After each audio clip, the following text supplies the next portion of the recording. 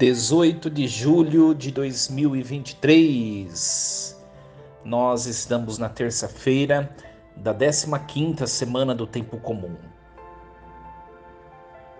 Em nome do Pai, e do Filho, e do Espírito Santo.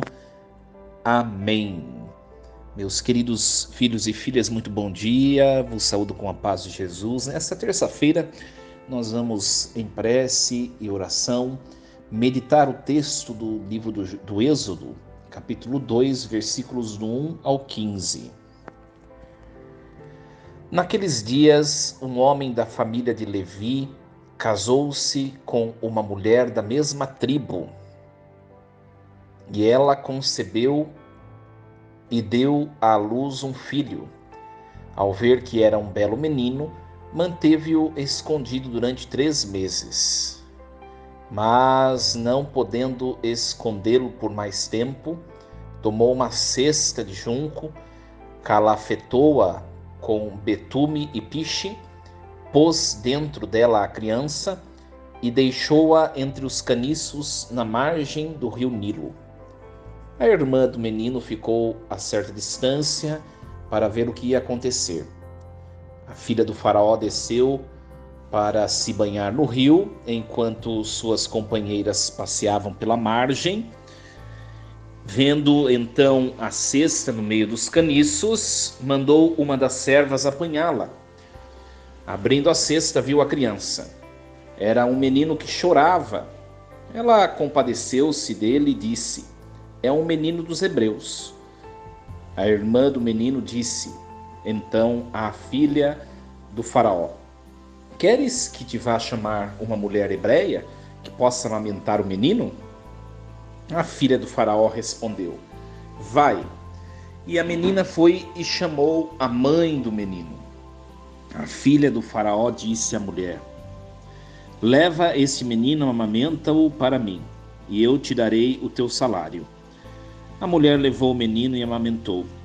Quando já estava crescido, ela levou à filha do faraó, que o adotou como filho, e lhe deu o nome de Moisés, porque disse ela: "Eu o tirei das águas." Um dia, quando já era adulto, Moisés saiu para visitar seus irmãos hebreus, viu sua aflição e como um egípcio maltratava um deles. Olhou para os lados e, não vendo ninguém, matou o egípcio e escondeu-o na areia. No dia seguinte, saiu de novo e viu 2 hebreus brigando e disse ao agressor: "Por que bates no teu companheiro?" E este replicou: "Quem te estabeleceu nosso chefe e nosso juiz? Acaso pretendes matar-me como mataste o egípcio?" Moisés ficou com medo e disse consigo: "Com certeza o fato se tornou conhecido." O faraó foi informado do que aconteceu e procurava matar Moisés, mas este, fugindo da sua vista, parou na terra de Madiã. Palavra do Senhor. Graças a Deus. Meus queridos filhos e filhas, nós ontem percebemos a conclusão quase da primeira parte dessa história do povo hebreu, aqueles que foram até o Egito pedir ajuda e se instalaram lá, porque José era um dos chefes dos egípcios, depois do faraó. Depois da morte de José, os descendentes do seu povo começou a ser olhado com outros olhos e escravizado pelo faraó que sucedeu aquele que reinava na época de José. Nós vimos essa história e hoje nós vemos que Deus, ele não desiste do povo. O povo poderia olhar para si próprio e perceber: nosso fim vai ser a escravidão. Nós éramos um povo nômade, depois passamos a possuir uma terra, depois viemos para o Egito, porque o nosso irmão era um dos chefes. Quando nosso irmão morreu, os nossos descendentes começaram a ser escravizados, e parece que é o fim da história, né? E hoje nós vemos que, na verdade, essa história vai ser recomeçada. Deus vai recomeçar uma história, Deus vai criar uma nova oportunidade para esse povo, poder de fato viver a liberdade de filho, né? E nós vemos que Deus ele prepara tudo na impossibilidade, né? Na impossibilidade de sair da situação de escravidão.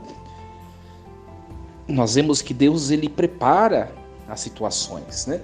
Hoje o texto diz que um homem da família de Levi se uniu a uma mulher da mesma tribo e ela deu à luz a um filho, a uma criança. Esse é Moisés, né? Lembrando que o novo faraó mandou matar todas as crianças do sexo masculino.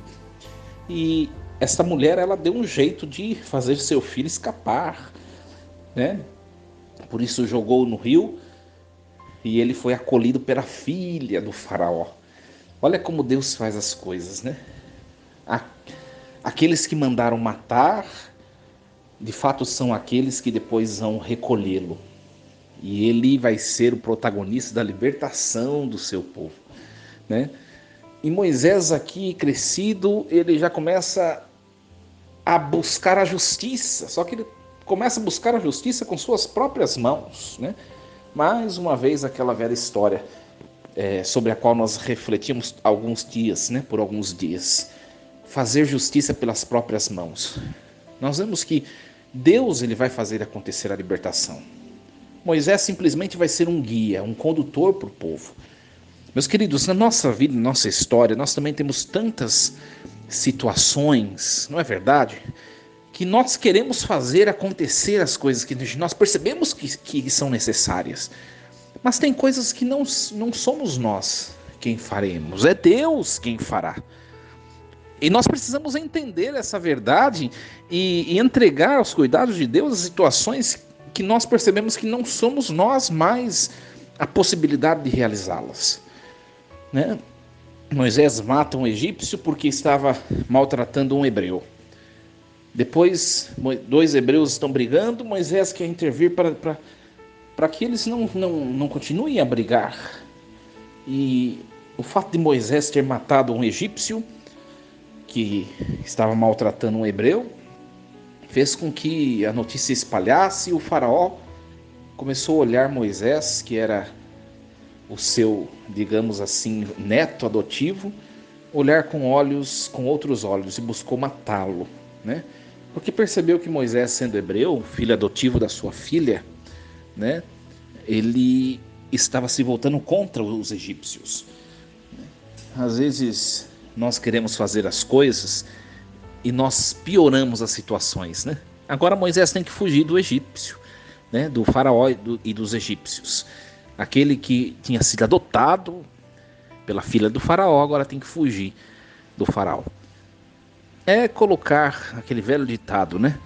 Colocar a carroça na frente dos burros, né? Não esperar no tempo de Deus, não pedir a Deus o dom de discernimento, não fazer o que tem que fazer na hora certa. Atrapalha os planos, né? Agora ele vai gastar uma energia fugindo do faraó, vai gastar uma energia com coisa que ele podia ter evitado e esperado no seu Senhor, né? Às vezes nós também somos assim, não é, minha gente? Queremos tudo para ontem e nós sabemos que o tempo de Deus não é o nosso. Por isso, esperar em Deus. Esperar em Deus. E nós vamos acompanhando junto da liturgia da igreja ao longo desses dias. Agora, esse novo ciclo, que é o ciclo de Moisés, né? Aquele que vai conduzir o povo de fato à libertação. Estamos acompanhando essa história magnífica do povo hebreu, desde lá os patriarcas, né? Abraão, Isaac, Jacó. E agora vamos continuando, né? Que essa história possa nos servir, nos ajudar também na nossa vida. Esperar na vontade do Senhor, porque Ele faz acontecer no tempo devido. Desejo uma terça-feira abençoada, cheia da paz, do amor, da paciência e da esperança que vem de Deus. Força e coragem. Em nome do Pai, do Filho e do Espírito Santo. Amém. E lembremos-nos sempre, Deus está no comando de tudo.